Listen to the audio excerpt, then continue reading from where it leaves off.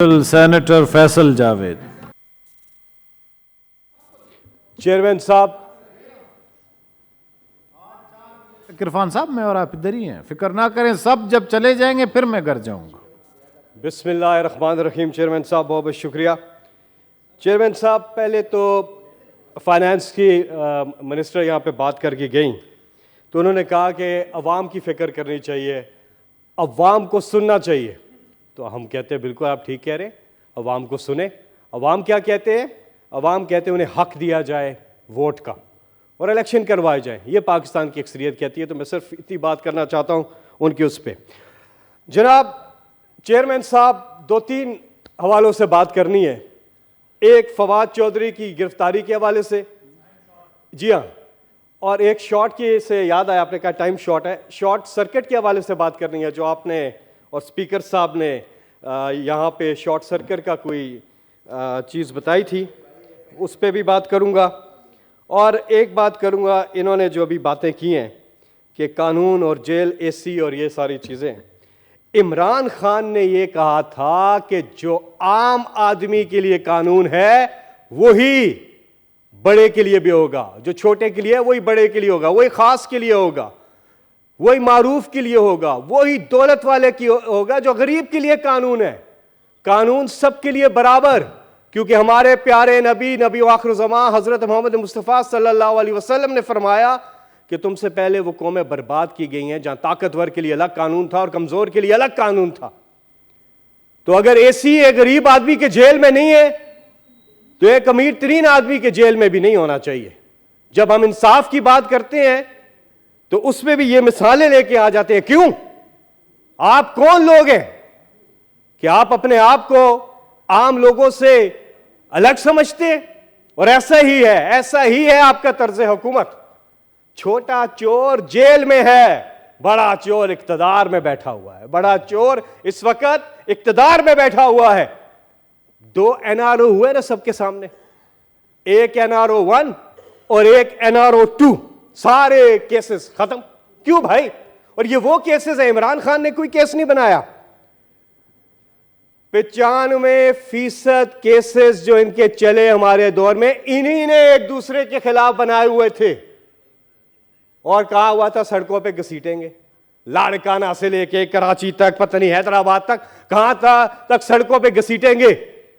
तो भाई अगर आप, जब एक ईमानदार लीडर आए, वो कहते हैं ना, थानेदार अगर नेक थानेदार, ईमानदार थानेदार आ जाए, सारे चोर रल जाते हैं, वो सारे इकट्ठे हो जाते हैं। इसलिए इकट्ठे हुए, ये एक इमरान खान को गिराने के लिए, हटाने के लिए इकट्ठे हुए। लेकिन ये कौम इमरान खान के साथ खड़ी है और इमरान खान इंशाल्लाह बहुत जल्द एक बार फिर पाकिस्तान के वजीर आजम का हल्फ उठाएंगे। लेकिन एनआरओ नहीं देंगे। इमरान खान ने कहा हुकूमत तो छोटी चीज है, मेरी जान भी चली जाए तो मैं एनआरओ नहीं दूंगा। नहीं दिया इमरान खान ने, और इन्होंने इमरान खान से मांगा। फिर इन्होंने खुद आके गवर्नमेंट में, और जिस तरीके से गवर्नमेंट में आया वो भी सबको पता है, फिर आके वही अपने आप को एनआरओ दिया इन्होंने, वही नैब के कानून बदले जिसकी वजह से सारे केसेस खत्म हो रहे हैं। वो दस्तावेज इन्होंने पहले इमरान खान को दी कि अगर आप ये मान जाते हैं, ये शिके और ये कानून साजी कर दें, ये नैब अमेंडमेंट्स कर दें, हम आपके साथ चलने को तैयार है। इमरान खान ने कहा ना, ये मेरा पैसा नहीं है, ये कौम का पैसा है और मैं अपनी कौम के साथ गद्दारी नहीं कर सकता। ये इमरान खान ने बोला, हुकूमत चली गई। यकीन कीजिए चेयरमैन साहब, अगर इमरान खान नैब के कवानीन में इनकी तरामीम मान लेते, आज वजीर आजम इमरान खान होते। यकीन कीजिए, इन्हें सिर्फ वो करवाना था। लेकिन इमरान खान ने कहा ना, इक्तदार कोई चीज नहीं है, इक्तदार नहीं। इमरान खान ने कहा कि कौम के साथ नाइंसाफी नहीं कर सकता। अगर एनआरओ देना है ना तो फिर सबको दे। फिर जो मासूम लोग जो जेलों में है, जो गरीब माएँ रो रही अपने बच्चों के लिए, फिर क्रॉस द बोर्ड इंसाफ हो। यहां पे इंसाफ बराबर नहीं है। इन्होंने कहा कि हमारे लोगों को जेलों में, वो तो मैंने तफसील बताई, लेकिन इदारों के खिलाफ आज भी रिकॉर्ड पे क्या क्या बयानात नहीं दिए। क्या क्या बयान नहीं दिया, वो सारे वजीर बैठे हुए हैं, कैबिनेट में बैठे हुए हैं, क्या क्या बयान नहीं दिए। तो कानून सबके लिए बराबर होना चाहिए। फवाद चौधरी ने जो कहा वो उसके 1% भी नहीं था जो इनके लोगों ने, पीडीएम के जमातों के लोगों ने कहा इदारों के बारे में, इसी इलेक्शन कमीशन के बारे में, अदालतों के बारे में, हमारी फौज के बारे में। फवाद चौधरी ने 1% भी वो बात इलेक्शन कमीशन के हवाले से नहीं की। लेकिन बर्ताव देखें कितना डिफरेंट है। एक तरफ वजीर बैठ गए और एक तरफ फवाद चौधरी को जिस अंदाज में लाया जाता है, मैं खास आदमी की बात नहीं कर रहा, मैं नहीं कहता फॉर्मर फेडरल मिनिस्टर है फवाद, पता नहीं पीटीआई का सीनियर वाइस प्रेसिडेंट, नहीं, मैं आम आदमी के साथ इक्वेट करूंगा जो हमारा कॉन्स्टिट्यूशन हमें कहता है। यहां राजा रबानी साहब बड़ी किताबें खोल खोल के पढ़ते थे, इंतजार कर रहे हैं उनका आए और यही किताब अब भी खोले। हमारी हुकूमत में रोज किताब खुली होती थी, जनाब ए chairman the constitution of Pakistan says, इसी अंदाज में article 14, the dignity of a man and subject to law, the privacy of home shall be इनअवॉइड, no person shall be subjected to torture for the purpose of extracting evidence. Article 14 मौजूद है ना, और भी articles हैं, बात लंबी हो जाएगी। कल फवाद चौधरी को जिस अंदाज में लाया गया, हथकड़ियां हाथों में लगी हैं और चेहरे पे कपड़ा डालकर, क्या वो दहशतगर्द है? क्या दहशतगर्द है इमरान खान? मुझे यह बताएं कि अगर इंसाफ के लिए आवाज उठाना, कलमा हक की सदा बुलंद करना, गरीब की बात करना, जुल्म और नाइंसाफी के खिलाफ बात करना दहशतगर्दी है, तो इमरान खान फिर दहशतगर्द है, वो है दहशतगर्द। तो जब आप बात करते हैं ना बड़ी बड़ी यहां पे, तो देख लें, आपने सही कहा, इक्तदार तो आने जाने की चीज है, बिल्कुल ठीक कहा, लेकिन आप लोगों के साथ ऐसा नहीं है। आप लोगों ने बारियां लगाई हुई है, बारियां 30-35 साल से बारी बारी आके खेलते हो। ये आप लोग हैं जिन्हें ताकत के नशे ने तबाह बर्बाद किया है और इस मुल्क को तबाह बर्बाद किया है, सिर्फ इनकी वजह से। बड़ी अच्छी बात की सेनेटर फारूक एच नाइक ने, झंडा, भाई झंडा किस लिए? झंडा आज 75 से ज्यादा कैबिनेट के मेंबर्स हैं, बताएं क्या कर रहे हैं वो? यहां तो खाली होती है लाइन, बैरून मुल्क द्वारे चीज है, वाह वाह वाह, आओ जी टब्बर से टब्बर, देखो जी मेरा ऑफिस, मेरा गाड़ी, मेरा झंडा, बस ये हो रहा है। किसी को गरीब की फिक्र नहीं है, किसी को गरीब की फिक्र नहीं है।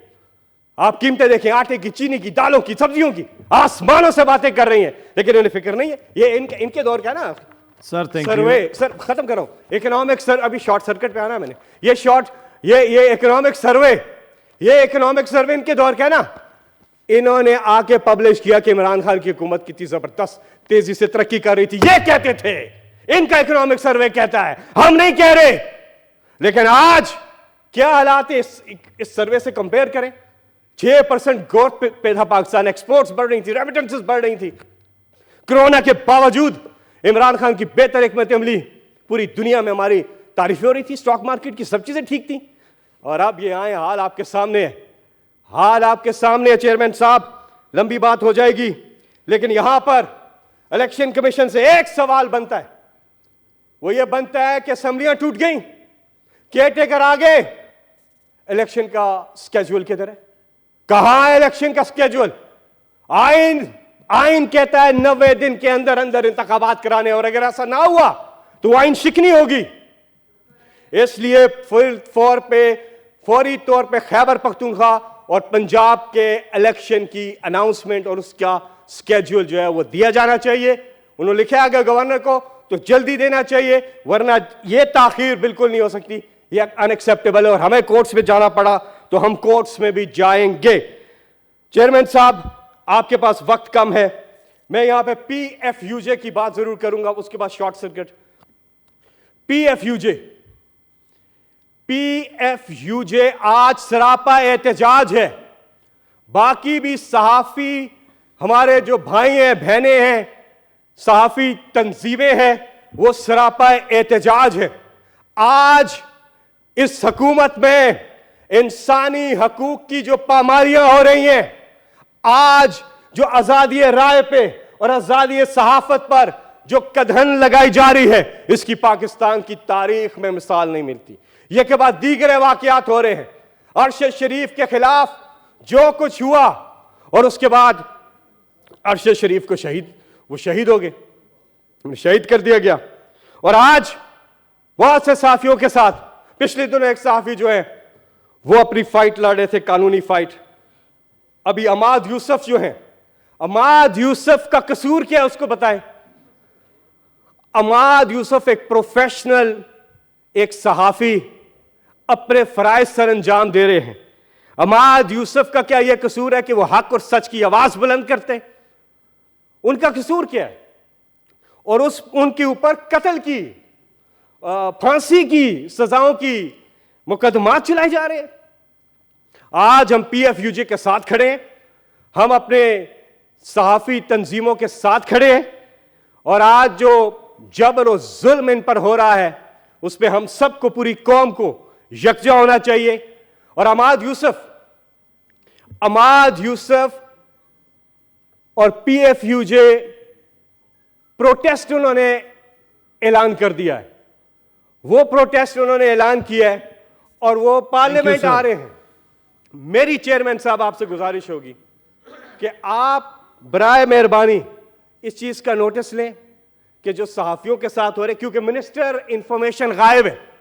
हम कमेटी की मीटिंग बुलाते हैं, यहां सेनेटर इरफान सिद्दीकी बैठे हुए हैं, ये गवाह है कि जितनी बार हमने मीटिंग बुलाई, सहाफियों को बुलाया, मिनिस्टर गायब, मिनिस्टर नहीं आती। वो फॉरेन मिनिस्टर है, बैन अल-अक़वामी दौरों पे हैं सारे के सारे, वो नहीं आते। थैंक यू सर, आप इसका नोटिस लिया। मैं short circuit, thank you very much. मेरे शॉर्ट सर्किट पे सर आपने, और जो KP में हो रहा है और जो निगरान हुकूमत पंजाब में हो रहा है, ये जो जिस किस्म का सेटअप बन रहा है, ये तो PDM का सेटअप बन रहा है। ये आप गौर करें, खबरें आ रही हैं खैबर पख्तूनख्वा से भी और पंजाब से भी, जो जिस तरह से अभी हमारे एक सेनेटर ने बात भी की, तो पूछना ये चाहिए फिर ये न्यूट्रल कैसे होगा? केयर टेकर गवर्नमेंट का मतलब इलेक्शन कराना आके, उनका न्यूट्रल होना। अगर इसी तरह से PDM के लोगों को करना है तो ये भी एक क्वेश्चन मार्क है और इस पर भी हम अदालत जा सकते हैं। अच्छा सर, अब शॉर्ट सर्किट पे आखिरी बात करके फिर खत्म करता हूं। बहुत बहुत शुक्रिया। शॉर्ट सर्किट सर, ये जो हुआ पिछले दिनों, कहा गया कि सेनेट का इजलास नहीं होगा और नेशनल असेंबली भी जो है वो भी बंद हो गई, वो क्यों हुआ? चेयरमैन साहब बड़ी माजरत के साथ, है बिजली का जेन्युइनली शॉर्ट सर, सर्किट होता है, जिसकी वजह से हमने सेशन किया था। ऐसी बात नहीं है जी, आप छोड़ें इसको, आगे बात करें, अपनी बात करें। और टाइम भी शॉर्ट है जी, प्लीज। मैं आपसे सवाल कर सकता हूं चेयरमैन साहब? स्पीकर साहब ने दूसरे हाउस का सवाल आप नहीं कर सकते। नहीं, ये भी बंद था, ये सेनेट भी बंद। एक सेकंड सर, 3 दिन के लिए बंद कर दिया गया, क्यों? हमारे लोग आ रहे थे अपने इस्तीफे वापस, वो कहते हैं हम रिजाइन नहीं कर रहे, डर के, इमरान खान से डर के शॉर्ट सर्किट का बहाना किया गया, शॉर्ट सर्किट का बहाना किया गया। चेयरमैन साहब आवाज उठा सकते हैं हम, मैं आपसे सवाल कर सकता हूं, आप कस्टोडियन ऑफ द हाउस है, मैं आपसे सवाल नहीं करूंगा तो किससे करूंगा? मैं मेंबर हूं और ये हमारे, अगर उनकी वजह से, स्पीकर की वजह से हमारा ऐवान नहीं चला तो ये सबकी इंसल्ट है। फिर इस हाउस के एक मेंबर की बशमूल आप, ये सबकी इंसल्ट है। एक दूसरे हाउस की वजह से शॉर्ट सर्किट किधर से? वो खुद बिजली के वजीर हैं, वो खुद करके फिक्स कर देते उसको, लेकिन वो कुछ था ही नहीं, वो था ही नहीं। वो इमरान खान का डर था कि इमरान खान असेंबली में आ जाएंगे और फिर वोट ऑफ नो कॉन्फिडेंस या वोट ऑफ कॉन्फिडेंस लेने की जब बात होगी, थैंक यू सर, तो फिर मसला होगा। आखिर में एक ही कहूंगा सर, खुदा के लिए सब फोकस अपना मरकूज कर दें आम आदमी की तरफ और उसको सुने जो वो कहता है वो करें। वो कहता है इलेक्शन कराएं, इलेक्शन, वो कहता है कि इन्हीं को चलाएं तो इन्हीं को चलाएं। बहुत बहुत थैंक यू।